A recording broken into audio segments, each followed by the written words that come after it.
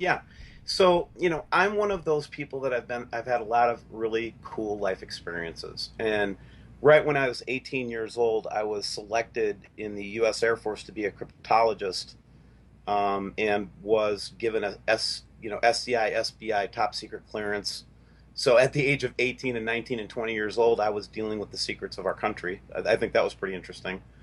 And I've been through advertising, and my whole love of life really, or my career, has been high technology. So I've been a technology manager, project manager. So I'm just a regular Joe. And but I'm interested in science. I've always been interested in astronomy, and quite frankly, I've always been interested in paranormal topics. Any paranormal topic, I'm interested in anything that's in that genre. Always been fascinated with it. And I just started to notice some things last summer in June, that I didn't think looked right. And so I started to do some of my own observations and made a lot of really big mistakes with lens flares. And I've had my friends tell me I'm crazy and all kinds of things. But at the end of the day, what started to happen was, as I absorbed more information about this subject, I became more and more concerned because I could see that nobody was really addressing it, nobody was talking about it. So my family convinced me to leave it alone, honestly, from about June to November of 2015. In the interim, I was listening to people like Bob Fletcher, Sitchin, all the usual suspects, Marshall Masters, people like that, Zeta Talk. I mean, there's a lot of material out there about this subject. So I just kind of absorbed, and I couldn't get enough of it in my free time. I just started to learn as much as I could. I think I probably have 1,200 hours of study into it right now. Since, Nice. yeah. And what I've come to conclude is that, um, it's an easy thing to get hyped up about. It's an easy thing to get deceived by. Um, this is a big universe, right? And this is a big solar system. We expect, because we see a planet come in 2011, 2008, or whenever they say this system came in, that it's just going to show up tomorrow. And that's just not what space is. Think about how long it takes for us to send a person to Mars. We're Right. talking about a 6 month journey to get to the closest planet to us, one of the closest planets or bodies. Well, how long is it going to take a star that's coming in and putting the brakes on, going to perihelion and coming back out, right? That might take a couple of years. And that's exactly what I think has been happening. So when they saw the system come in, and lots of evidence, of that, I'll show you one example, just one very small example from 2012 that I captured to show you that a system did indeed blow through here at a high speed. A lot of people saw lots of evidence of it, and then it disappeared because it had to finish its arc. It had to finish its energy and start turning around and coming back the other way. Is that what we're looking at right now? That's exactly what I think we're looking at. So this is from the eclipse, and there was a lot of fanfare about the eclipse and this Alaskan air flight that, basically the pilot was very kind to let everybody take photographs. One of my WSO contacts were in there in that group. And so they were excited, and in the community, were excited to share this photograph. This is not one that made it onto the mainstream news. Let me tell you that right now. What we're seeing is an eclipse, and probably a little bit of a flare right above the sun, although that could be an object. But the small dot and the larger dot there, that's a common shape that we see with this system. And when the Nibiru researchers saw this, and the Wormwood researchers, we all saw this in our community. We knew that we had captured something interesting. Um, do you mind if I pass on to another photograph? That'd be great. And while you're doing that, I just want to bring up to maybe somebody that is skeptical or hasn't done a whole lot of research on Planet X and Nibiru. I myself am neutral on the topic as much as possible, although there are so many compelling possibilities. For example, if you type in mainstream news admits Planet X on Google, or MSNBC admits Planet X, NBC, Fox News, this is what comes up. A new ninth planet may have been discovered. NBC News. Far out, astronomers say two unknown planets may lurk at the edge of the solar system. NBC News. How scientists possibly found the ninth planet in the solar system. NBC, Fox News, Disclosed TV. I mean, there's so much out there now that's pointing to this possibility. Here's another one, MSNBC, another planet possibly. So I just want to bring that up, and thank you for showing us these pictures. I really appreciate it. Oh, no problem. And see, this is the key idea that I think that why people are responding well to the channel. I think there are two reasons actually. Number one, I'm not doing this myself. Okay, I literally have 14,000 investigators right now working together side by side with me. Okay, And and you're making millions of dollars doing this, aren't you? oh God, yeah, I'm making a whole ton of money. No, actually, I don't. I don't sell anything. Nothing is going to ever be sold. I'll give you an example. We're trying to do a balloon, our own balloon launch, and we're trying to do it in several locations around the globe with the WSA network, or WSO network. And so we're getting that project going, and and just people are just very responsive to that type of thing. So That's great.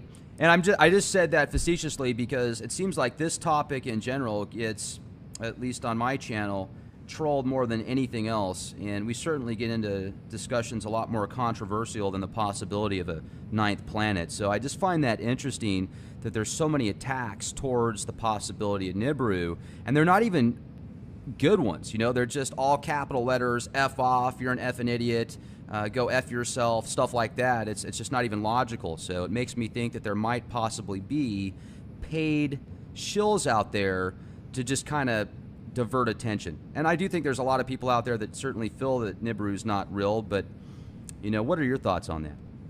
yeah, so there's a lot of discussion in the community about this. By the way, all the researchers that I work with, we all face a lot of cyber resistance. There's two types of cyber resistance we face. The first one is based on algorithmic types of things. So basically, we've got some organization we know is actually out there sniffing for words like Nibiru or wormwood or things like that. So I'll give your listeners a little tip. Try to upload something with the name wormwood or Nibiru or Planet X in it. Just do like a 5-second video and just go Nibiru, Nibiru, Nibiru, wormwood, wormwood, and then just label it that. See how long it takes to upload on YouTube. I'll see you in the morning.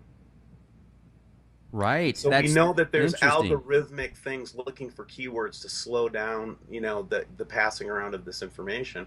And then the second thing you mentioned were the trolls. Dude, these guys are organized, brutal.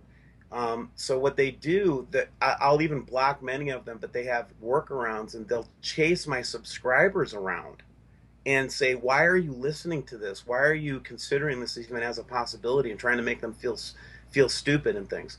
The second thing they try to do is provoke you to fire back something that will violate YouTube rules, which I refuse to do. I will not swear. I mean, once in a while, a little swear word will pop out just because I'll see something and I'll go, "Holy crap," or whatever, right? But for the most part, I demand politeness, and I demand, that there's no insulting. So with that policy on my channel is very consistent with YouTube. But when you get provoked by one of them and they're experts at it, they'll get you kicked off of services because you'll fight back. It's kind of like in a football game. It's not the first person who pushes, it's always the second person who pushes that gets the flag. You know what I mean? Sure. And they know that. So what you have to do is, and what I'm teaching my subscribers and my listeners is, ignore them. Just completely ignore them. That's the best policy. It really is. That makes sense because if they're really good at psychology and then they can find out what, clicks, what makes you upset, what's going to cause you to respond back to them, and then they can take that and use it against you. So I'm really glad that you brought that up for our listeners. And you're an expert with cybersecurity as well, correct? That is correct. That's my current profession. That's how I make my living. I don't sell books. I don't, try to sell any of this stuff. I get my ads on YouTube, and that's it, right? And that barely covers my costs at all for this effort. So I'm losing a lot of money from this, but I really don't care because I really am a big believer in the karmic principles too.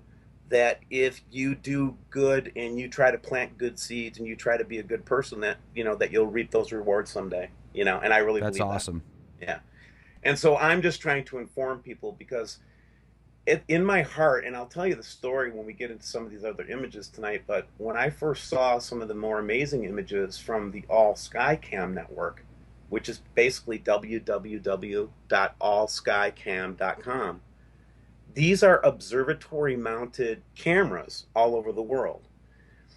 And these cameras have been an amazing source of information. Of course, they're vilified by the trolls and by the people that are trying to oppose the information. Anything that we get data from that gets vilified. So all Skycam is automatically bad. But in fact, we've gotten some amazing images from All Skycam Network, and that's one of the places I went when I was first being, kind of converted to thinking that this might be real. That's where I got some of the evidence that pushed me over. And I'm going to show you an image tonight that really shocked me. Then I just used some deductive logic and I said, well, if I'm seeing this, it was an image from an Australian Skycam.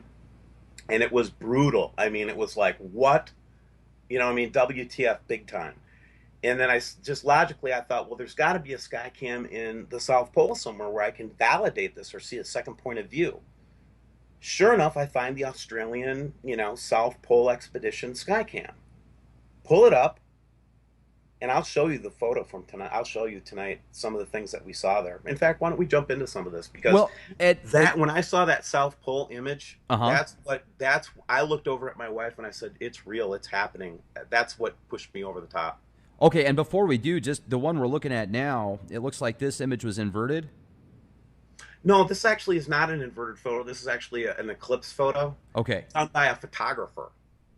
Wow, that's fantastic. So, and, I'm trying to think of a way to ask this the right way. How do you confirm that that isn't just some type of, something on the lens or... Well, that's the second point I was going to make about the success of my site, is that we never rely on one image, and we never look at, everybody on the whole network of subscribers and commenters, we tend to say, okay, we want to look at this from 4 or 5 different perspectives. The word corroborate is very important in my channel, okay? So I'll show you this image, but you know what? I also showed you this image, okay? So that's right. 2 images of the eclipse that shows me that something might not be right. And I don't say this is conclusive evidence. But then I go to Soho, and now this is an inverted image just to see it more clearly. Okay. This is one that was just recently being passed around, and it was a big hubbub in the research community because they accidentally let one off in Soho where we could actually see some type of reflection or refraction of an object in it. Yeah. Then you might go to this and say, oh, well, if that thing's sitting behind the sun and I'm in the southern hemisphere, maybe I could see it from webcams to Mexico. Sure enough, I go there. I look at this time of the day. I'm sorry I cut off the date up here. This was actually from a couple days ago. And I will show you right now what happened today at the same webcam. But we are clearly seeing an illuminated object in the sky here. And I'm going to zoom in on it for a second, and I'm going to show you something. It's not just illuminated, it's multicolored. I'll try to show you the multicolored. It's like almost a plasma, what you would expect to see in a plasma charge. So the theory is that as this star came back into our solar system, as it made its loop back in again, that now we don't have just momentum, velocity, force, those kinds of things, but now we're also dealing with electric universe principles, and the sun and this object may be in some kind of a struggle or fight, if you will. So we've got the opposing forces of momentum and planetary motion combined with the forces of magnetics, which are repulse and attract, those kinds of things, right? Sure. So we don't know where this thing is moving or where it's going, but we're getting a lot of pictures of it, right? So there's corroboration point 2, a webcam. Then I go, and all over the world now we're seeing this strange red halo. In fact, I will tell your listeners, this is one thing you can see yourself. It's not going to be visible every day. It depends on the amount of chemtrailing. We'll talk about that in a minute. And it depends on other factors like, how many clouds are in the sky. I've seen this in my own backyard looking up in the sky at least 6 times. This photograph, I think, is from Canada. I just got 2 photographs from Portugal, Spain, just today that's going to go on my next broadcast.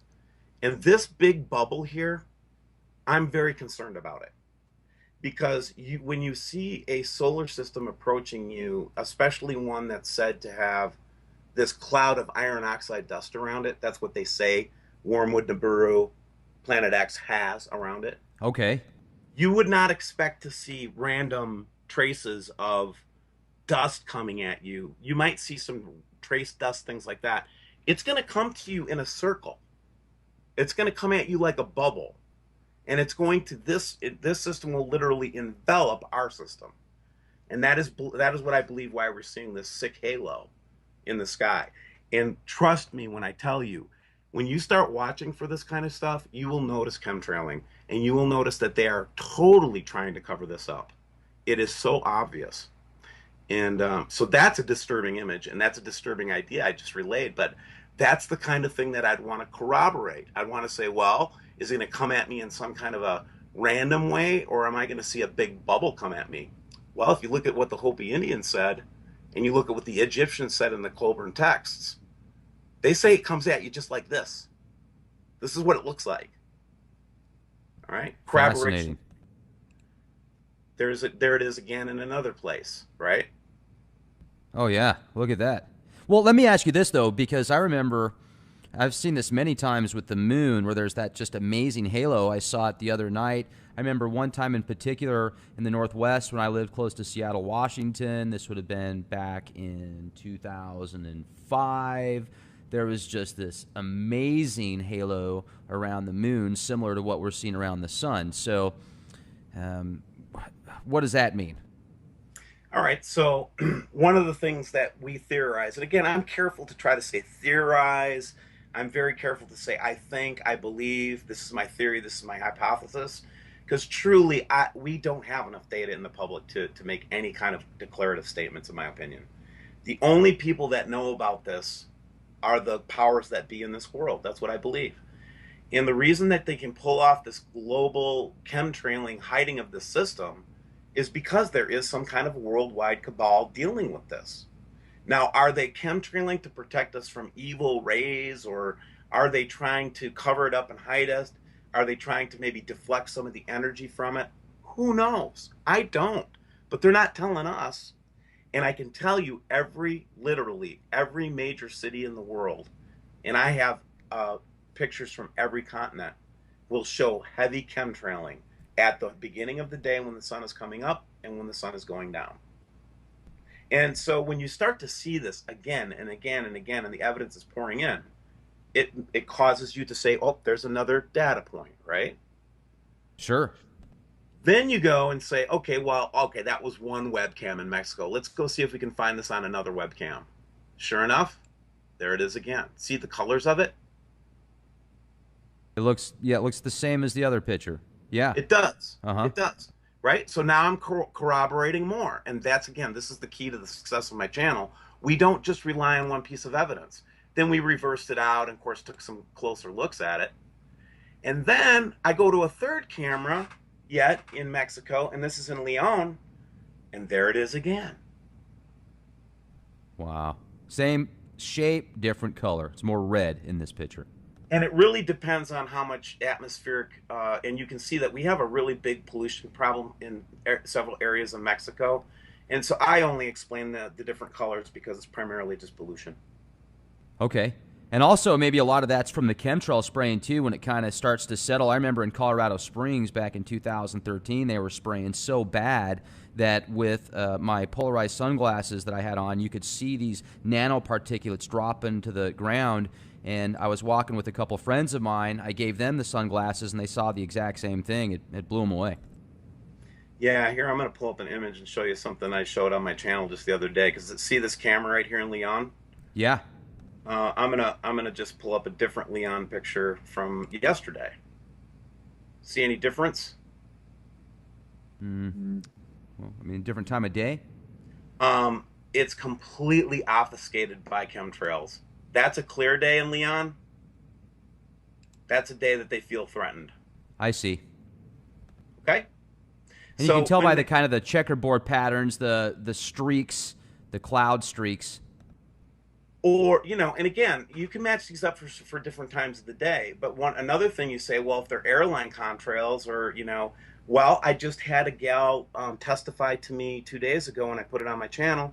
Airline attendant that was actually briefed that we are adding additives to the fuel. This is why we're doing it. Some of your planes will get little nozzles. This is what we're doing. And they explained it to her.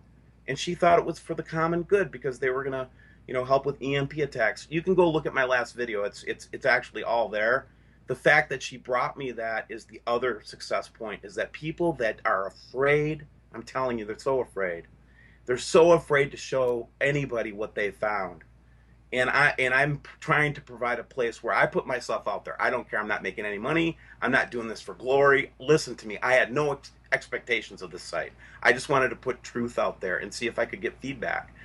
And what ended up happening was all these people that were frustrated with not being able to talk about it or share their experiences now have a place to do an outlet.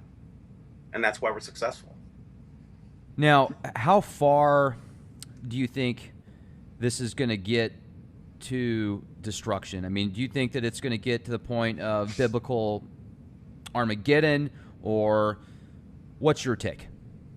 Yeah, so, there's so many different theories on this thing, but I take the Christian eschatological, I can't pronounce it, eschatology view, right? I don't buy into the fundamentalist view of it, though. I basically think that there was warnings in Revelation about this, in John's voice, kind of. And it basically was just a forewarning that this happens. And we have the Sumerians and the Egyptians and a lot of cultures around the world that have told us that this happens. And I'm not blaming the universe or God or the devil or anything. This is just a solar system or a astral phenomenon. Sometimes bodies come into contact with each other. Sometimes there are collisions. Sometimes there are interactions. If you look really close at Mars, for example, and you see that big gash on the side of Mars, that big humongous Yeah. scar, go check out the Thunderbolt project, and they actually make a theory that it came too close to another body, and in so doing, a discharge happened between Mars and this other body that basically just fried that big gash on the side of Mars. So we know that our solar system has run into stuff before. We know, for example, if you look at any of the Graham Hancock work or people like that, they're very interested in the fact that we see these regular cataclysms on the Earth. They would say that they happen about every 12,000 years, right? And that we're due for another one. But everybody points to Noah's flood as a time that this came through as a very potentially reasonable reason why there was a worldwide flood that literally every surviving culture wrote about and was traumatized by, right?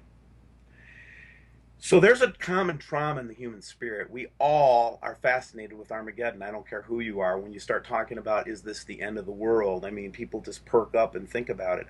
Why is that? Do you think that we've been through this before as a race, as a culture? I don't know. Right? Well, I mean, it's that and the fight and flight mode. And, you're either, when you're worried about this giant cataclysm, subconsciously, even if you aren't consciously going to be concerned, it's going to affect you, and it can take you into that mode. Correct. All right. So I wanted to show you another one. So one of the big things that we get a lot is you don't have any astronomers working with you. That's not true with WSO. We have astronomers and more all the time. We have one binary star astrophysicist that is very reluctant to talk to us about this because he's afraid, literally afraid for his life. Okay. Did he But say by who? I don't know, honestly. People are afraid to talk about this if they are in the industry, if they're in any kind of serious study of space. I'll give you an example. One of the contacts is through a second contact that I'm in contact with an astronomer in New Zealand, who obviously has the opportunity to look at this stuff, right? And when we approach him, I and my partner that's friends with him, when we approach him to look at something that we're doing or to get his feedback, he just says, nonsense, hogwash. It's almost like a violent, vehement, just shut up and don't talk about it anymore. Just put it away, Steve. Just don't, you know? It's almost like they're trying to warn me off. And that makes me want to go deeper because that's the way I am. So we actually had this guy down in Australia, an amateur, that had rigged up a telescope to look at to see if we could see Nibiru. And sure enough, we think he caught an image of it. Remember that Soho image that I showed you a few minutes ago? Uh huh. With the round orb with the dot in it? Yeah. Well, this is what we got through his telescope. Jeez. And so, and then you get people sending me random things where oh my gosh, look, something showed up in the photograph, right? And now these are the ones that are okay. So these are the ones that really, for the people that have been looking at this seriously from an astronomer's point of view. Whenever I come up with one of these pictures with this little thing floating around like this, that debris field behind it, like a cross almost, and these are from 2016. Okay, we saw this also a couple years ago, but the point is that this thing is not in a predictable orbit. And every time I show an image like one of these images like this will bring out the trolls like you can't believe. And I've had a couple of the insiders say that if you show this picture, they're going to shut your site down. So I show it all the time because I don't if they're going to shut me down, if they're going to shut my site down for telling the truth, well, what control do I have over that, right? So, like that size, how big would you say that is?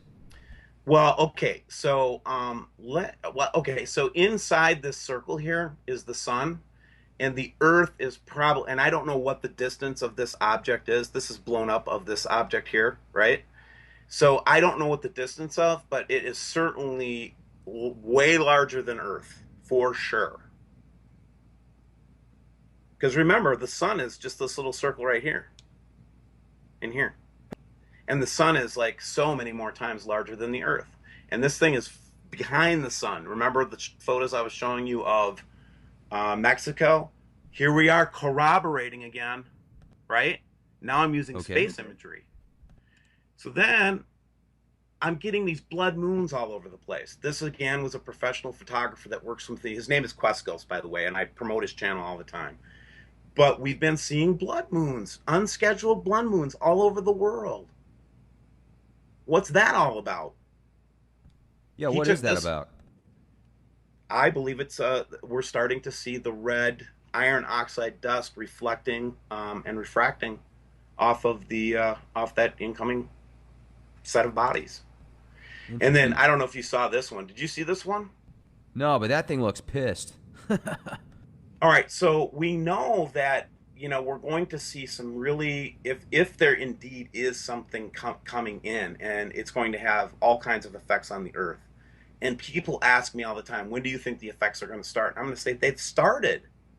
It's already here. So we're seeing big red clouds coming down from the sky mysteriously, right? We're seeing like this unbelievable red colored cloud in Brazil, okay? Huh. Sao Paulo. This is Marie. And that's not modified in any way. That is not photoshopped in any way. Jeez. This is from California where we got like so we if you read the Hopi prophecies, there's two sightings that you see. First you see the blue Kachina. That's what the Hopi say. And then you'll see the red Kachina. And that's the one that brings the destruction and all that. Well, we think we get pictures all the time of the blue Kachina, and I'll show you another one here that kind of shows this. But this is kind of a weird thing to pick up in your camera when you're taking a photograph, It almost looks like an aurora of some type. doesn't it?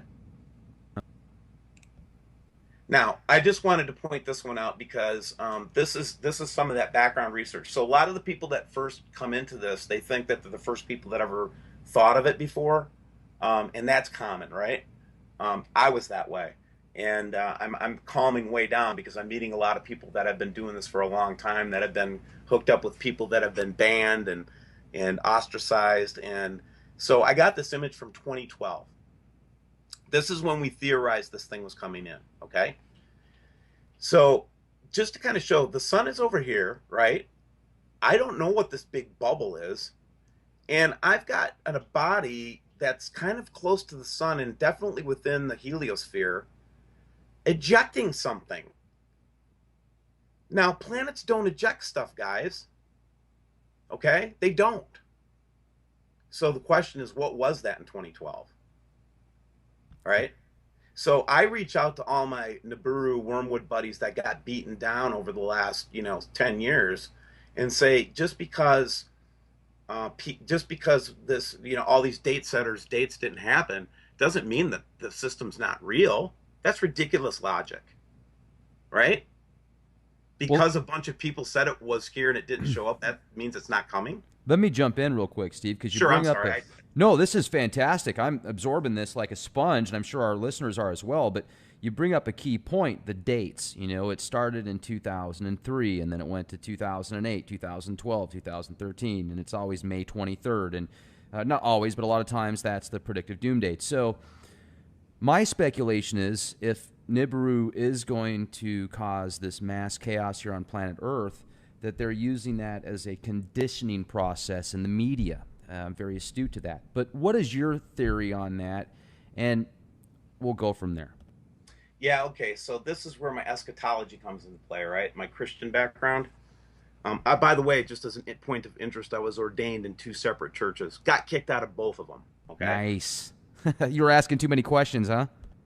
I've always been in trouble. Now, this is a natural calling to me. I love to cause trouble, and I love to tell the truth, right? What was the question again? Nice. We were talking about, the Nibiru starting in 2003. It's going to hit Earth and the Yeah. conditioning process. What's your take on why they started coming out back so many years ago saying Nibiru is going to cause mass chaos? Huh. Well, there's two ways to look at that because that's been a pretty ostracized community, right? So let's take an example like Marshall Masters, I think is a great example. And I mean all the respect in the world to any people that tried to get into this and learn it. And there's a lot of accusations that go around. You know what? I don't play that game. If you have information that you think is going to help us get to the truth, I'm not going to sit here and look at your laundry. I want to see what you got. Anyway, so you look at Marshall or you look at Nancy Leader and the early kind of adopters of this whole philosophy. And then all of a sudden they talk about that they're getting their information from the Zetas or the Anunnaki or you know what I mean, some spatial group, right?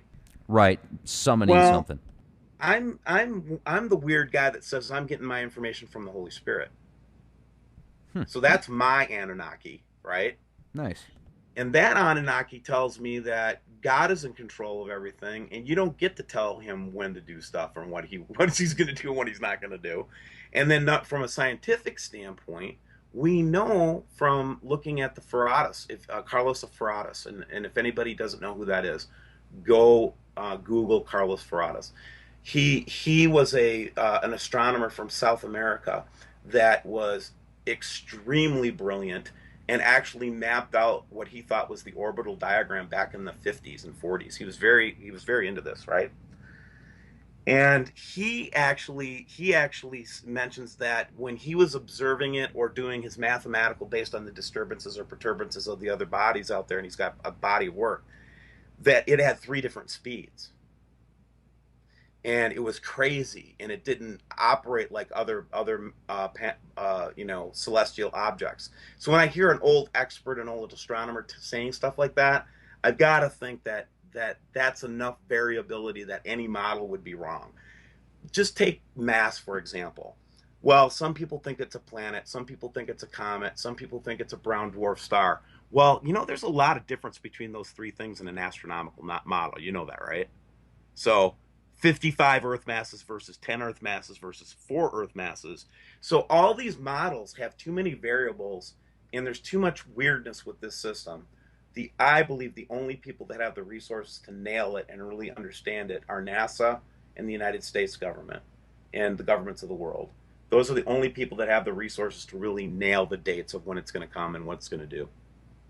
Now, do you remember that Navy map that came out many years ago? I'd say at least 20 years ago, that was supposedly a classified map that was showing where the tide was going to go up and basically safe zones in the U.S. and places that many people actually moved to that were in the military when they retired because they thought something bad was going to happen. Yeah, yeah, I've heard stories, and those stories primarily come from a guy named John Moore. Hmm. And was the one that had all those contacts at the senior Navy levels and had all that map and all that kind of stuff. Right. And yeah, and yes, I've heard those stories. And the Ozarks is the place where they're moving. And by the way, those aren't the only. John's not the only person who's traded military, people on the inside with that kind of information. So we know that a lot of the high-ranking military already are well set up in the Ozarks, retired military. And do you think that a lot of these underground bases that have been being built, that Bob Fletcher basically ties to Wormwood or Planet X, do you think that's the main reason they built them, or do you think it was for other purposes? Well, okay, so for some reason, our government has gotten into continuity of government to almost a sickening level. I don't, if you ever watch what goes on in the government over a period of time, and I used to be in the military, and I worked in one of those underground bases, okay? And that underground base was in Germany, and it could take a 10 kiloton hit, okay? So we had a lot of military assets that were built for, serious thermonuclear war. I mean, that's what Right. they were for, right? So during the 40s, 50s, 60s, we were building a lot of those facilities for war, okay? I think something shifted in 80, 82, 83 when Bob says that's when they got that IRAS satellite, that infrared satellite up, and they actually got a chance to see it for the Okay. first time and calculate its orbit and all that. And then Reagan, signed some kind of an order according to Bob Fletcher's investigation where he, basically they decided to keep it under wraps. It would cause too much panic. And then that's when he got up in the United Nations and said, if we had a common threat, what would happen? Remember that? Oh yeah. The whole deal. So since 82, I think that they've been preparing for it. And I think that's been those big tunnel building projects that we see all over the United States. And I really, truly do believe that's what they're doing. And there was a news article that came out in the early 80s that talked about Planet X and said NASA found it, and then now I can't even find it anymore. I know they've got hard copies out there. I don't That know. was that Washington Post article. So, and again, that was a result of the IRAS. And then also, if you're one of the Nibiru people, Dr. Robert Harrington. He was the chief of the Naval Observatory back in the day, back during the 80s. And he actually built an infrared type telescope, I think well, where did he build that thing? It was in New Zealand or Australia. I don't know which one. Or it could have been even in the South Pole. But he had a lot more going on than a lot of people know. He had already set up an observatory. He was already collecting data. He was ready to present his paper. He was ready to present his findings, and then mysteriously, died of a very fast, moving cancer. So the second thing that you see over the years too in this cover up is a lot of dead astronomers mysteriously dying. Okay, and it's just it's one thing on its own. Okay, would not convince anybody, not, and it shouldn't. Okay, but when you start to see thing after thing, and what I'm showing you right now here is this is the example. I right when NASA was loading this image up, they were getting ready to do the masking process, and I grabbed it before they could finish the masking process. Okay. Yeah, and so this is what's really being seen over there by the sun right now. Okay, and then the image that ends up being the final image from this was just the light rays coming out the side and nothing unusual. Okay, that's unusual. That's weird. You know, What do you think it is? I think that it's the other system coming up from behind the sun and it's reacting with the sun. It's just another view of it. And just because it's this big shape, that doesn't mean the object is that large. It just means that the reaction is that large. And you say That's system, you think there's multiple planets? Indeed I do. And let me show you a couple things, and I'm actually leading right up to that. Here's Great. that image that I was telling you about. This is from one of the sky cams down in Australia, and this is a close up. So basically, at this time of the year, it was December 21st. I mean, we were right in the very depth of winter, so we would see the sun would be in its southernmost position, and I saw this on one of the webcams, and that webcam is still looping this image right now, and I saw it live when it happened, and it's never gone off that image. It just locked up. Hmm. So I bet this is the one where I said, "Oh my God!" Right? So I said, "Where? Let's see if we can find one in the South Pole." And sure enough, this is the one that I found in the South Pole, the South Davis Station webcam. Do you see anything unusual in this picture? Well, I do see like a red bubble, reddish bubble. You Yep, see a there it is. dot and a Yep, red cloud that's what I'm around looking it? at. Yeah. And we've captured hundreds of images, and we have huge discussions in our community about this. And we talk about this triangle that's forming down here. We think it might be some kind of holographic, uh, gig going on. This is from January. Let me show you where we are today with that one, real quick. Can you see my screen? Yeah, perfectly. All right, so this is today's Davis station. We still see the two planets. We see the debris field coming in, and we still very faintly see this object, but it's definitely moved and it's not as visible as it was before. So I wanted to kind of make that point as I go back to it again, that we were seeing it really clearly in the winter, deep winter. Now, check this out. So I close in on this on a really bright day one day so I could get a good picture of this triangle. And we think that this could be, I don't know, lens guts or something, could possibly be this little shape. But man, this blew my mind. This is when I said, this is a daytime photograph. And this is, if you looked up from the sky in the South Pole Station, this is what you'd see in the sky. It's Jeez. natural light. This is meant to be looking at clouds. That's what it's designed for. That's That's shocking stuff. that's incredible. Yeah, I mean, you can clearly see that red ring, and like you talked earlier with the red moons, the blood moons, fascinating. Yeah, yeah. And then we focused in on the triangle really close one day, and we had a big discussion. That was fun. Let's And talk about that for a minute. So, you think that's just an anomaly or what? no, I'm pretty convinced that okay. So a couple of months ago, or a couple weeks ago rather, the Russians actually talked about that they were going to send up this big pyramid balloon for some reason. Okay. Um, yeah, and I don't know if you saw it, but Dabu 77 had a little story on it. It was an interesting story. It was like, oh, they're going to blow up a big balloon. Right. I didn't see it. No. I'll have to check it Okay, out for sure. so we think that part of the obfuscation could be that they're building, that they're building devices or constructions. And remember, if I blow up a big piece of plastic in space, right? If I put that out there, Okay. remember we're in the vacuum, so once it's up there, it's just going to stay there, right? If I've Sure. got if I've got it in a good orbit. So we think they're going to try to obfuscate parts of it, but the other part of this that's been freaking us out is, I mean, is it just me that sees the triangle and the eye coming down on it when you look at that? Is that the symbology of all of the stories of the Wow. Freemasons? Is this what they've been hiding from the world? Is that this is coming and they have to prepare for it? I don't know. It's a theory, right? Dark side of the moon right there. I'm telling you, so when you start seeing that kind of stuff coming off, again, no photoshopping, no photoshopping. So, this is okay, exactly the way I saw it. that line there, how long's that been there in the pyramid thing there? This Yep. Okay, so more of the recent images, it's actually extended down this way now more, and it's extended up in this area now. They've actually seen new clouds up in this area. This is a photo from in January. I'm sorry I don't have one from like the last couple weeks that was clear, but But was that there for longer than a day? That white line there.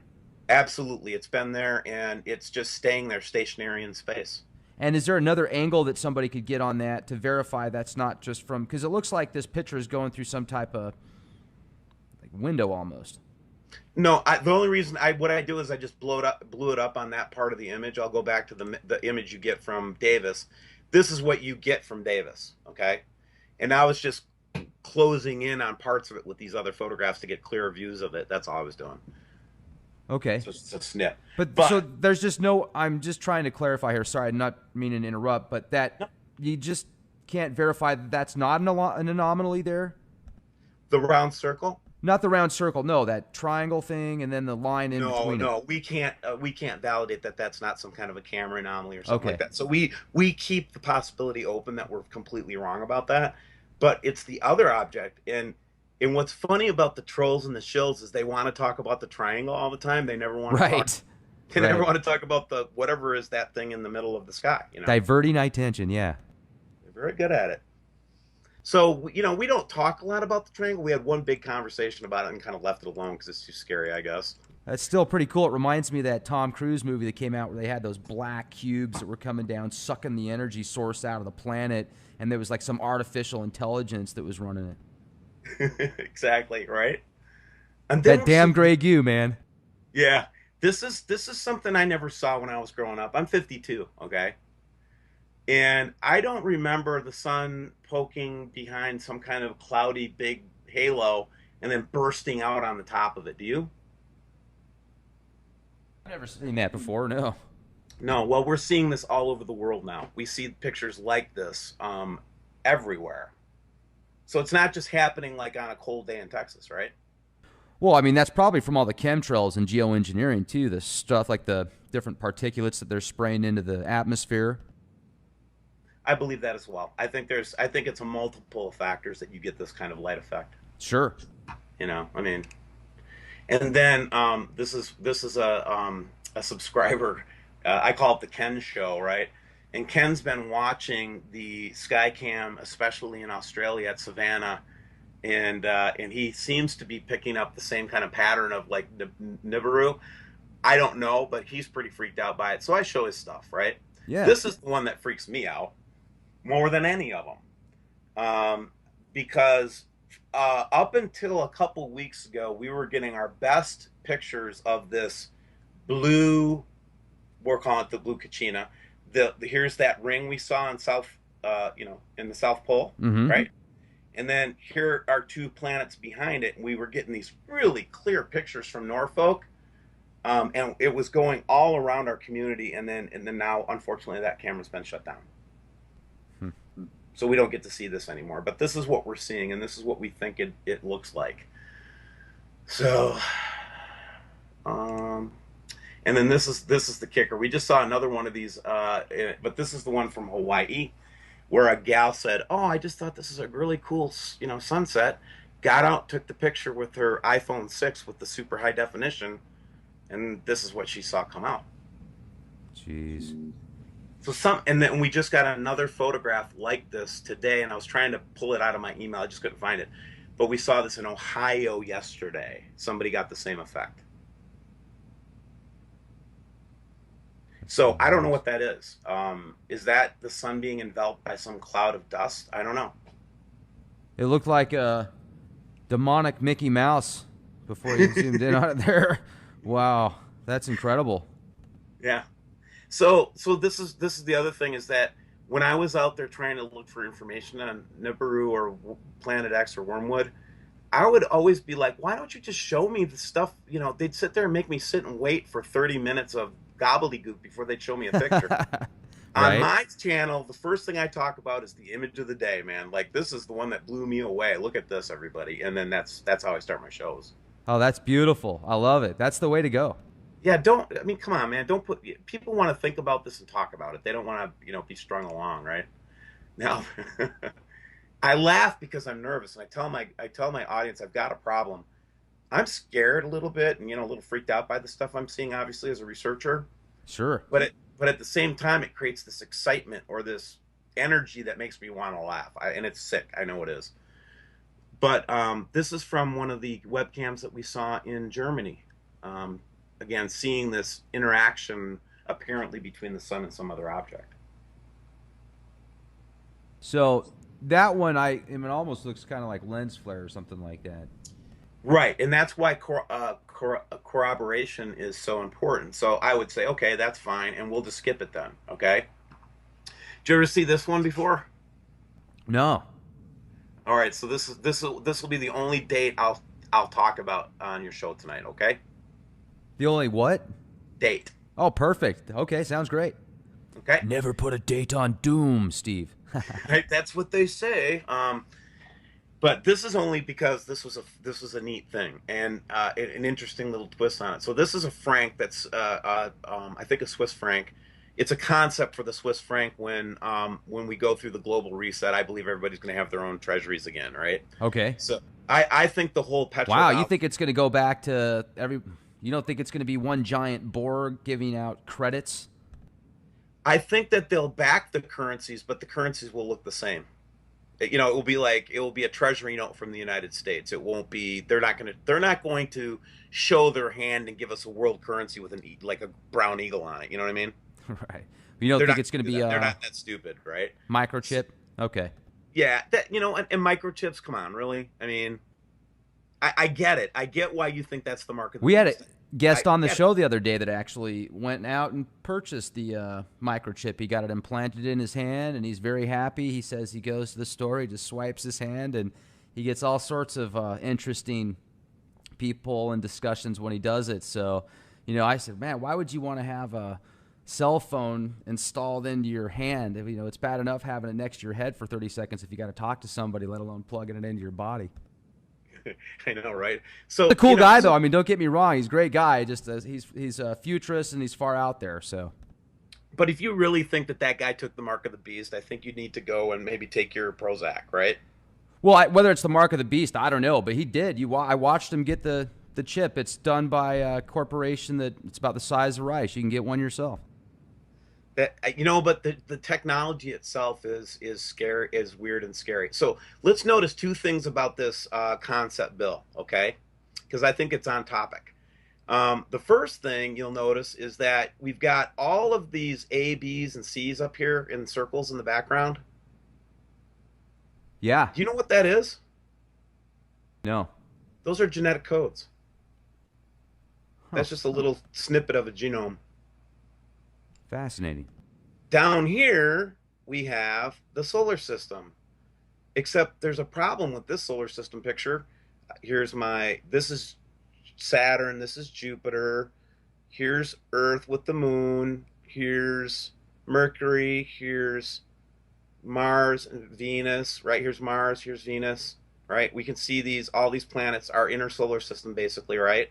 Mm-hmm. What the hell is this thing? What is that? Yeah. What is that? It looks like a new orbital path. Correct. And I got as close as I could on a solar program to see what the date was on this alignment of this bill. And do you know what the date was? What was the So I date? could the date is March 23rd, 2016. March 23rd. That's what's shown on this bill. I'm not saying that's the date. Didn't I bring that date up just a moment ago? I think you did. There's a guy named Gil Broussard. You know who he is? Oh yeah, absolutely.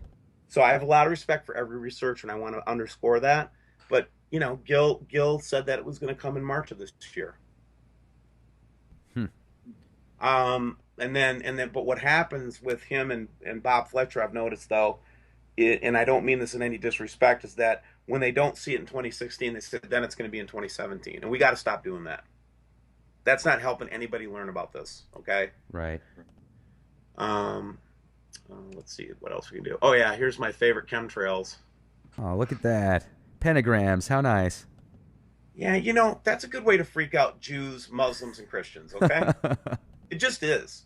Okay, why do you have to do pentagrams? Can't you just keep with the regular chemtrails? I Oh. came out of my house 4 weeks ago, and they had a pentagram in my sky. I was so mad. I was stomping in the house. My wife's like, "What's wrong with you?" I said, "The Luciferians are out at it again." You know? I see chemtrails all the time, but I have never seen a pentagram chemtrail pattern. That is something new to me. Yeah, yeah. And I started seeing these come in from subscribers, and I was like, "All right, maybe they were just joking around, right?" It was just kind of like a tongue-in-cheek thing by these pilots or whatever.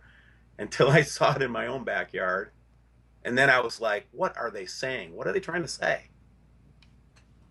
And then it's like they just watch us like ants underneath, just stupid, just not even looking. Well, and how do you know if it's upside down or not? I'm just kidding. All right, so here's one of those images that piss NASA off really bad.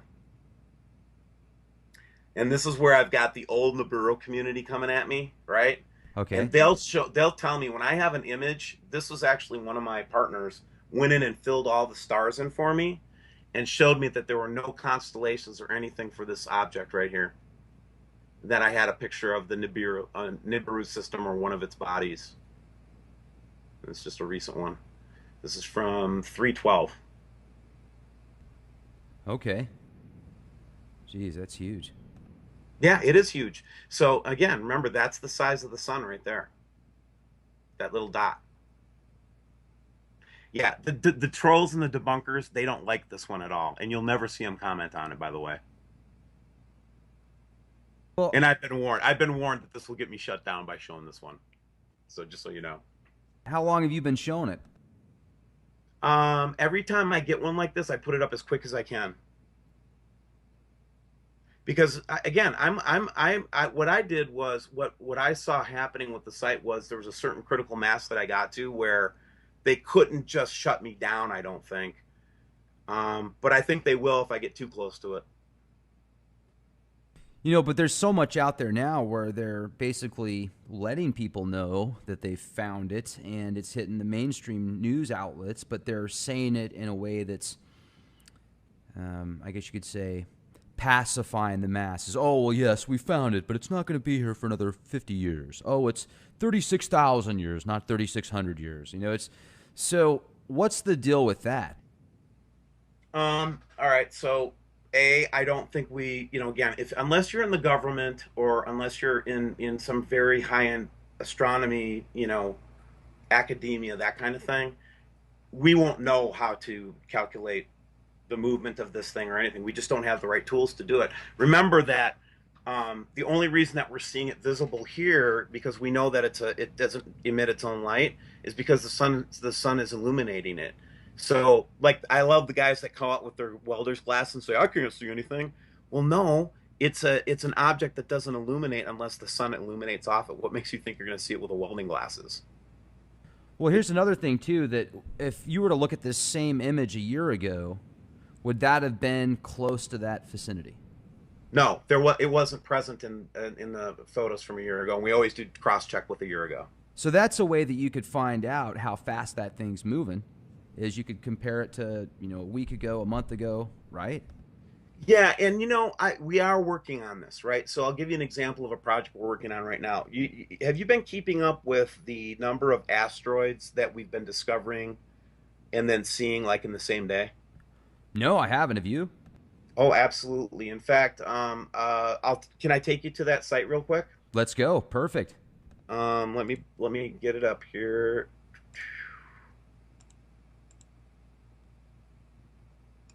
So let's go to the NRO near close approaches.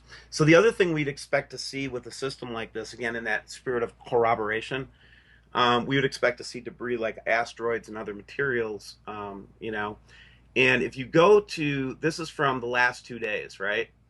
So these are the ones that already have gone by, and what you see over here, this is the distance in lunar distances. That means 1 LD would be the distance between the Earth and the Moon. Anything that's under like 10 is called a near Earth object. I mean, it's really close, right? Okay. We have had just in the last couple of days 1, 2, 3, 4, 5, 6, 7, 8 near Earth objects that were only discovered in the last 3 months that we never even knew existed. Now check this out. Here is 1, 2, 3, 4, 5, 6, 7, 8, 9, 10. Those are all discovered in 2016. Look at this one. Jeez. Now check this out. I'm going to that. Oh, they blocked me from this site. I don't have my proxy thing on.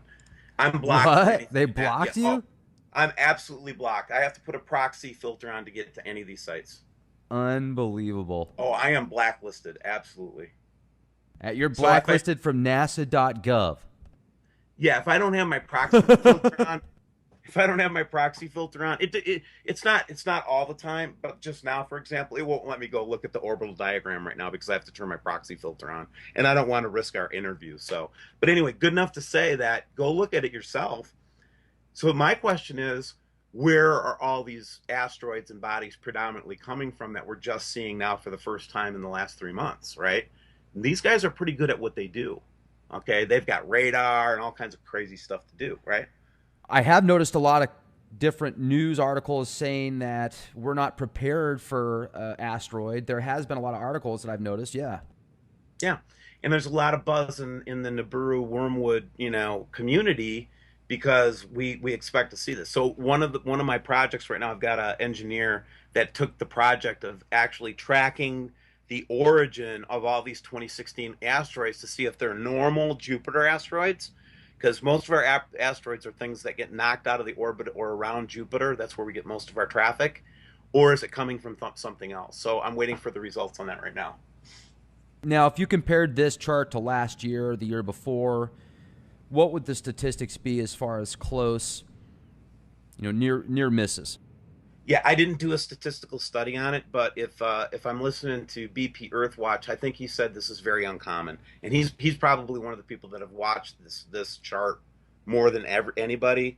And when he came on to show this, and then look at a couple of the comets that are coming towards us in the next couple of days, he was very adamant that this is unusual. So that's the anecdote I could tell you. I didn't do a study of it. So, and that seems, that's very interesting. I'd be surprised if, remember the Star Wars program that they started working on in the 80s and then it went real hush hush? Yeah. Now, I wonder if they did that to create something for possible asteroids that it could kind of steer them off or, blow them up before they got too close to Earth. I don't know. Without a doubt, they were doing that. Absolutely. Now, what I want to show you here, this is one that just, oh my gosh, this just freaks me out because it's got elements of everything that we've talked about. So here's it's a little webcam in Pompano Beach, Florida from March 1st. Now watch this. So first we see this little object show up right here. Yep. Right? Okay, nice and clear, right? See it? Yeah, it looks great. Absolutely.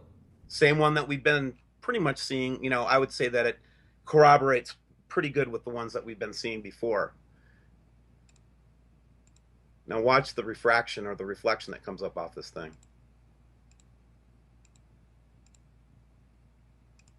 Oops, let me get back a little bit here. Now, I was seeing something coming from the right, too. Is that is that a lens flare? Yep, I'm going to stop it right there. So what we saw was what's happening is the light's refracting from that object back there, and it's refracting off of the lens of this lens. And I'm going to show you a refraction in a second, so you can see what I'm talking about. Because we've seen this many, many times. I believe that that's just a reflection of the object. That's what it looks like in space. Okay. So again, it's just another piece of the puzzle. It's not everything, but again, when you see stuff like that, it just, it's like, what? Right? Absolutely. What was that? Definitely. And so again, like I said, we have stuff coming in from all over the world,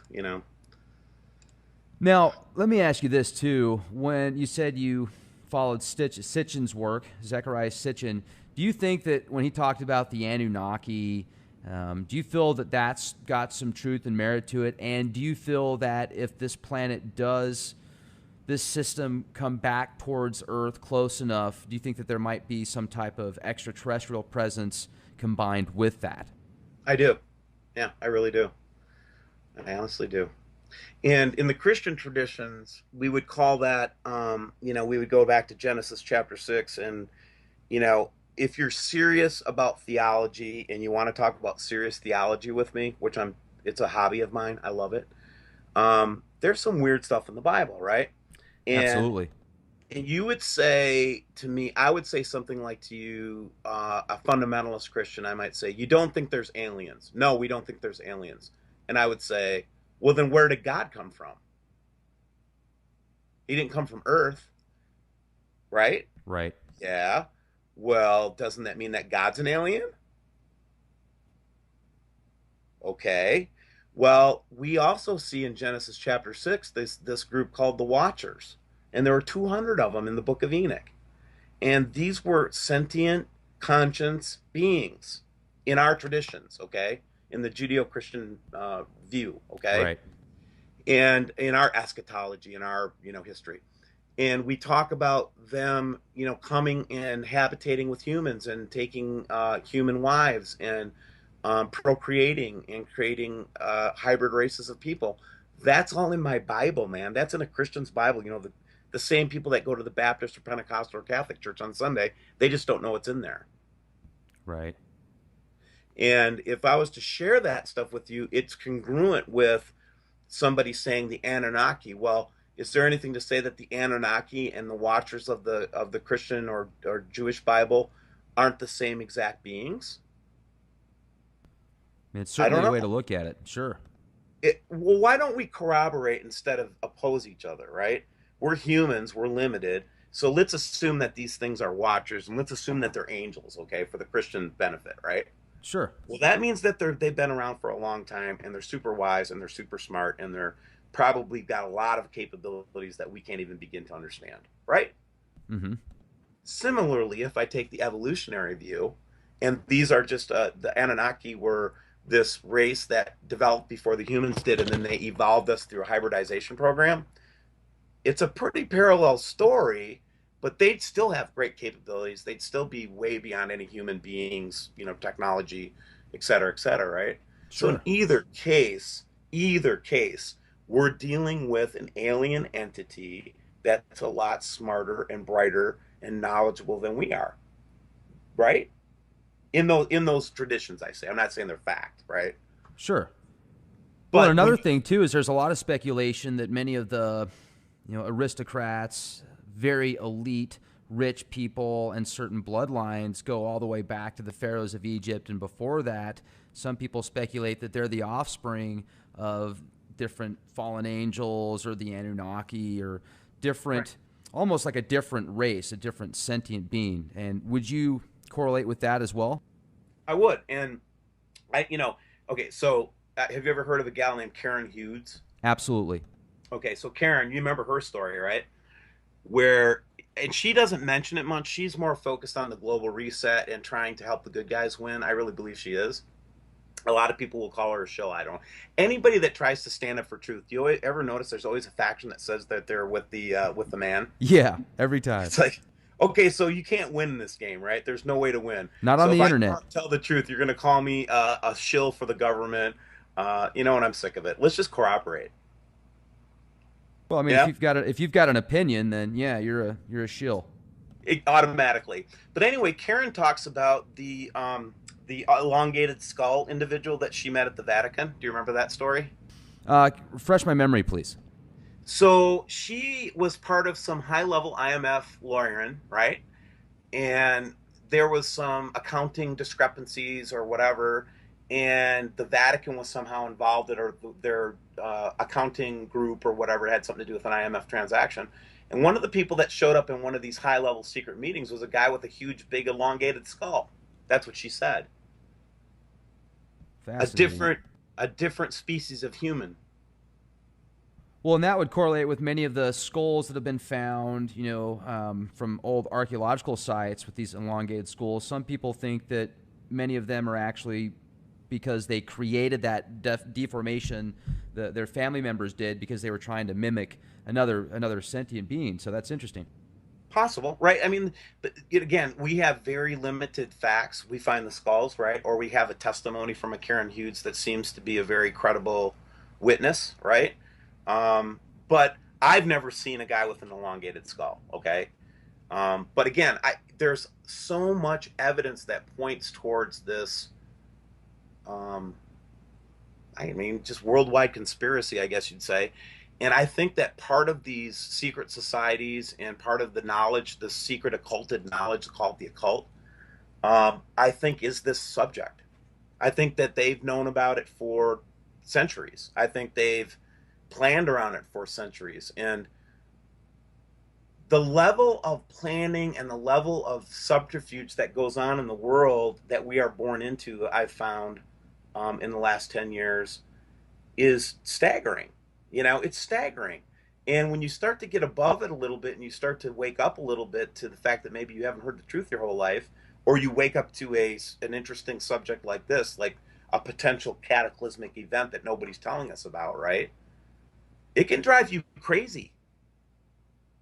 It can drive you nuts.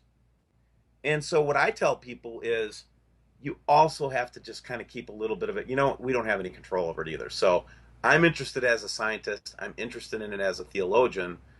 I'm concerned about many people's lives. I'm concerned about what's going to happen to people on the coast and all that. So what can I do, right? The only thing I can do is what I'm doing. And that is, here's what I'm seeing. Here's what my subscribers are seeing. Here's some theories to think about. Maybe you should get ready to like run. Maybe you should have some food and water ready. Maybe you should be ready for, a situation where we're not going to have power for a couple months, right? Maybe you should have, just basic common sense stuff, man. That's what I'm trying to tell people. If you live anywhere in the United States, hurricane country, coastal country, earthquake country in California, it's just common sense to have an emergency bug out bag. It's just common sense to have 3 weeks worth of water and food. So if I'm telling people that I think this is coming and you should prepare, and the worst thing that happens is that I've got a bunch of people with extra survival supplies in their basement, no big deal, right? Who cares? Let us have our Nibiru fun, okay? But right, if I'm right, and my community is right about this, and we're being lied to about this, you know, that's a whole different discussion, isn't it? Well, Why it's would they lie to us about that if that's the case? What possible reason could you have for covering this up since 1983? Why? You can't all of a sudden say, okay, we see this thing coming in. We're going to relocate everybody 200 miles in from the coast. We're going to get some shelters ready for everybody to go into when it comes through. We'll have food for everybody. They had since 1983 to prepare, as far as I can tell. Why didn't they? Why hasn't this been the worldwide thing? If it's true, right? well, That's some dastardly stuff we're talking about. That means they're intentionally killing people. Well, let's think about it. If you had the keys to the kingdom and you had a mindset of you wanted no more than 500 million people on the planet, there's way too many people out there, yet you needed them because you wanted to create these amazing underground structures for your survival, and you needed to obtain enough energy and resources and opportunities for continuation of life for you and the people that you want to help reseed the population, it makes perfect sense. And so what do? Well, let's destroy the planet as much as we can, is what they're thinking in their minds, right? With all the fracking and all the nuclear reactors next to fault lines and the chemtrails and the poisoning of foods and medicines and vaccines. And it just seems like they're trying to create this society of just a retard society that can't even take care of themselves, yet some of them are so bright and so intelligent, but because they've got autism, they can barely function in a regular society. It's like we live in the Twilight Zone. It's absolutely horrific. Yeah, you talk about dystopian, right? I mean, um, this reminds me of science fiction I read when I was a child. It really does. I used to be big into science fiction. Okay, when I was a kid. Surprise, surprise, right? When there's those clouds again, man. I mean, just crazy. So we're back. Those are the images that I wanted to show you, and I thought that would just kind of set a nice conversation. I literally have tens of thousands of photographs, and I only am able to show maybe 1% of the collection right now. That's all the time I have to do. So I pick the best ones I can find, and I try to put up a show every day or every other day. And the other thing that I've noticed about this channel that's interesting is that, and the reason I leave the comments open in spite of the shills and the trolls, is because I'm seeing a lot of people talk to each other that would never have met each other any other way, right? Mm-hmm. So I'm pretty sure we'll get a couple marriages out of this, and what else, right? The Nibiru dating service. I know, right? So let's talk about what's going to happen after this for a second, can we? That'd be great. So there's a lot of theories, but I have one theory, and I think this is a very, very core idea. I believe they're preparing to take over the world after this happens. The Phoenix idea, right? They want the Earth to go just as much destruction as possible to happen, so that there's complete reliance on the emerging government that comes out of the hole, right? So these guys come out of the hole with all their guns and tanks and everything, and the population is completely shocked and bewildered. I mean, that's the opportunity to take control of the world right there, right? If you're going to take control of a big part of the world, that's the time to do it, right? So I believe that's their plan. I believe that their whole goal is to execute all these crazy conspiratorial theories, but in the wake of a disaster like this. So they don't want us to know about it because then we won't be able to be controlled when it happens. Well, and That's what another I'm thing, saying. sorry to interrupt here. I mean, I was just going to say the coast, people that are, going to be on the East Coast, West Coast, and places that there's not a very high elevation. I mean, they're probably going to be affected the most, and that's where the majority of people reside. In the United States, yes, correctly, and in the world, right? We know that the biggest concentration of human population is on coastlines. Period. No disputing that fact. So where do I live? Well, I live in the middle of the United States, right in the middle of the Cascadia Plate at 1,400 feet with all the fresh water I can drink. That's the best I think you can do. And then our plan is to, if and when this goes down, then we will try our best to be a refugee center. That's our plan. That's what we're going to do. Now, let me Because ask you I've got this. the property to do it, so I'm going to try. How bad do you think it's going to get? I think that's going to depend on where you live in the earth. Okay, so and again, we don't know what the dynamics are. It seems like though the machine leaks out all the time that North America is going to get its butt kicked. Okay, I don't know if you've noticed that about this. It seems like everybody thinks the United States is going to get its butt kicked. You notice that? Yeah, absolutely. So they think that the Mississippi Even the River. even the media pushes it, like the movie Knowing in 2012. Well, China's okay, but America just gets blown to shit. Yeah, yeah. What's up with that? I mean, it's like in the movies. Like, do you ever notice that it's always New York that gets wiped out in the movie? Now it's Why can't it be DC, like Beijing once in a while? You know, right? it's almost like they're trying to condition us for the United States to be a smoking hole. You know what I mean? They literally are, absolutely. You know, and it freaks me out a little. You know, it freaks me out a little. And again, I don't think that I don't think that again, we're born into this thing, man. We wake up to it. Some of us wake up in the Matrix and, go and, hang out with Neo, but very few of us do, right? And so the other thing I tell people that if you wake up to something like this and you start to learn it, just calm down a second, okay? Don't go tell everybody you just learned this. Let it soak in a little bit and understand that you had to overcome a lot of cognitive dissonance to see this, so why wouldn't somebody else have it too, right? So I get so many people that will look at my channel and they'll write me and they'll say, I tried to tell everybody in my family about it and they all think I'm crazy. Yeah, because they haven't been led up to this point like you were, okay? Right. You're on like Z in the alphabet and they're like still on B or C and you're coming at them with like all this stuff that they've never heard. Yeah, people are going to freak out when they hear about it. Right. I get it. And the first reaction to anything like this, it's like a cancer diagnosis, right? Or it's like, you're going to die or whatever, right? You're seeing your imminent mortality right here, okay, potentially, right?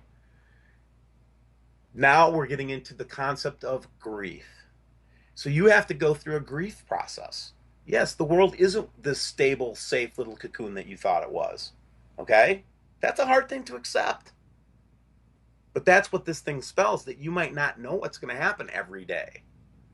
And so the benefit of seeing something like this, in my opinion, is that it should teach us to, when I go to the coffee store tomorrow, if we're blessed enough to have one tomorrow, right?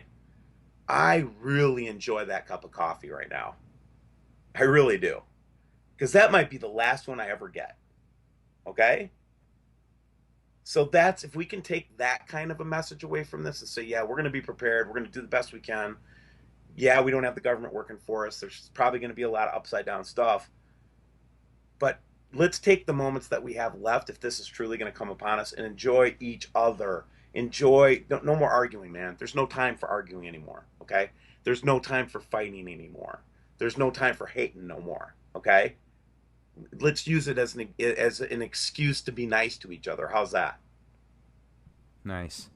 I got to Okay. tell you, you're bringing a lot of good stuff to the table, and I like how you say, hey, if you've just discovered this and it freaks you out, just relax, take a step back, don't go out and blast to everybody that there's Nibiru out in the skies, because there's another way to kind of digest it and then bring it out to them. I think it'll be a lot more effective. So I'm glad you bring that up.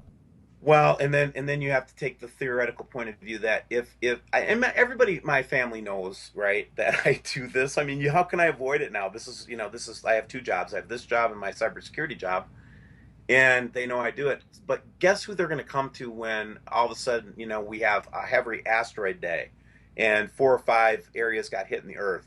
Who do you think they're going to go to? Do you think they're going to go to the guy that's been trolling you? Of course not. D5 on CR is. Do you think they're going to go to him?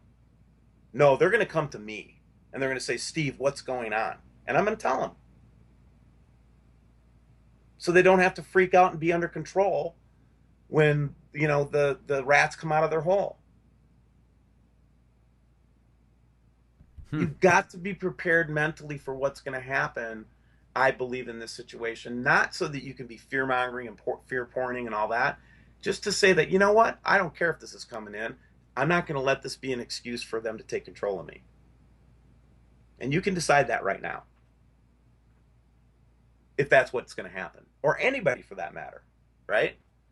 And check me out, man. You know what?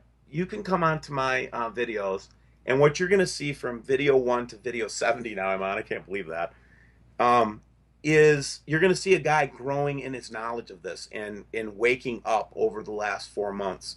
Like my first videos are me smoking a chain smoking cigarettes in front of my computer going, oh my God, can you see this with me on the computer screen with me right now? That was my first show. Okay. I went from that to now I'm like, got testimony and I've got an order of events, and we kind of know what we're going to do and what we're going to talk about. You know what I mean? But that first one, man, I was freaking out. I was looking at that red dot down in Australia, and then it just freaked me out that night, man. And I couldn't go to sleep. It was crazy, man. So yeah, you got to learn to settle down, because panicking and fear is not going to help anybody. The Just Steve Olson Show. the Steve Olson Show. And you know what? The other thing is, stop being freaking weird, man. Everybody out there, okay? I'm just a layman. I'm just a dude, right? You are just dudes and dudesses out there, and we're trying to learn about this event. Just hold down the weirdness, okay? This is not your excuse to give me your dissertation on Luciferianism, okay? I really don't want to hear that, okay? Seriously, I got people sending me books on ancient Judaic mystical, spell casting. Seriously, man, I don't want that stuff. I'm trying to learn about this event practically, and in a way that hopefully comforts people, that that we can make it through it, and we will survive. You know, We'll survive.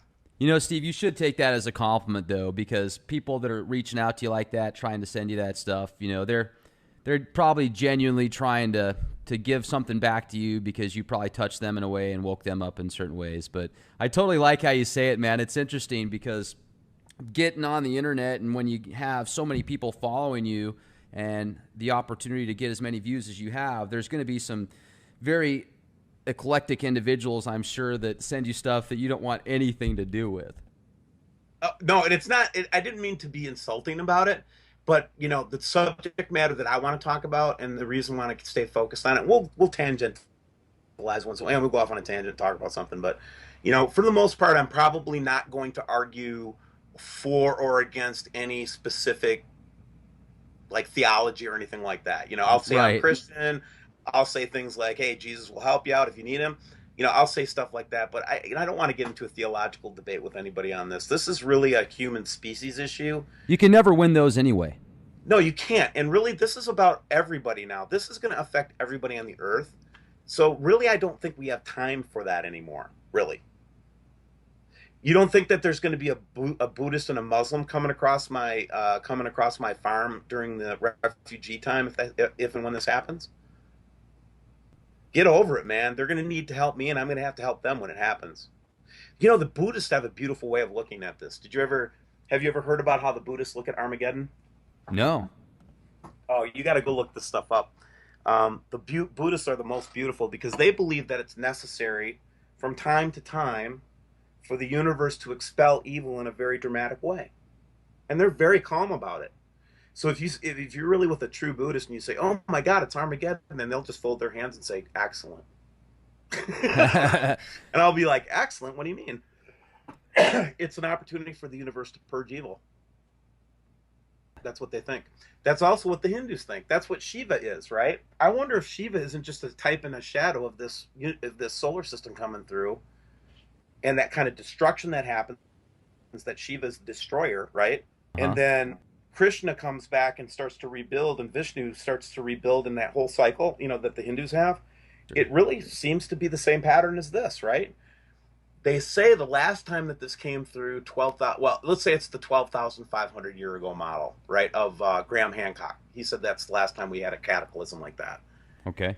And they also record, which is kind of interesting, that after the event had happened, there was a time of great prosperity, and everything came back to normal, and everything came back twice as good as it was before. For a period of time, it was almost like what the Bible would describe as the millennium, if you've ever studied the Bible. That millennium, 1,000 years of peace, or whatever they call, right? Or the Sure. Garden of Eden typology, right? Is that what happened? Was that we had this big flood, and then who knows, right? The point I'm trying to make is that there's a type and shadow in almost every religious text of these cataclysms that happen, be it Shiva or the Hopi Indians with their Kachinas or the Christians with the Book of Revelation, right? What I'm trying to say is I think the human race is smarter, and we've been through this before. I don't think this is the first time we've been through this. Okay? I just don't. I think it's a big reset for the human race every 3,600 years or 12,000 years or whatever it is. I believe that we get knocked on our ass and we have to get off our ass, and it takes us probably a couple thousand years just to get oriented again, right? So I don't know. You know, just there's a lot of interesting places it can go. But one thing I do not want to have happen to people is that people with more power and ammunition and guns come out of their holes and we're vulnerable to them. That's what I don't want to have happen, you know? You mean like the survival guys coming out going, man, where are Not the they? survival guys. I'm not worried about the preppers. I'm worried about the guys that build the big holes, Oh, you're right? okay. So what was Fletcher saying? They have tanks and ships and guns and bulldozers and survival supplies. So they're intending on coming out of that hole. They're not going to stay down there. They're going to come out with their army. That's what Oh, I believe. I believe they're coming up back out of the hole to conquer her. certainly. And I mean, not only that, but now with all the chemtrails and the possible metal particulates that could be in just about everybody with certain high frequencies from cell phone towers and other RFID type, I guess you could say, emitters. Who knows what they could do? The stuff that we know about is probably 30, 40, 50 years old in technology. So it's very interesting. And it will be fascinating to see what happens. Now, also, do you think that it's affecting like the whole solar system as well, other planets, and it's not just going to affect this path, but then possibly, the moon and get knocked off axis as well? Absolutely right. So we already know that the outer planets, have been heating up. That's been pretty common knowledge now for the last 10 years that we've been having perturbations, heating up planets. Um, I think Zeta Talk just put up an article a couple days ago, and again, Nancy was wrong. Okay, she said a date in 2003 or 2012 or whatever. Who cares if she was wrong about the date? She's got a lot of good data. And one of the things that she came up with just recently was they did an analysis of where the moon and the sun should be, just basic astronomy, right? And they claim that the moon is 22 degrees off of its normal course. Well, of course, I'm going to go validate that before I go on my channel and talk about it. But that's the kind of research that means something, because then we can say, okay, why is the moon 22 degrees off if I can validate that, right? Um, and we have to work together and stop picking on each other all the time, you know? Nancy, I forgive you. You were wrong. 2003, 2012. Stop setting dates. That's It, my advice to everybody. yeah, don't put a date on doom like that because it really never pans out, and then they can kind of use that against you, you know. So unless you really feel in your heart of hearts it's the right thing to do, and then go ahead.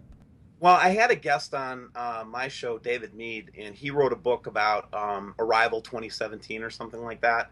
And I was a little reluctant to have him on, but he had a really cool angle and some really cool research to share. So I felt it was worth the risk of having him on there. And I tried to avoid being the one to own that date, but no matter what I do, that's going to stick to me now. So because I had David Mead on and he said it was going to be in 2017, I guess they're going to think I said it, but I didn't, for the record.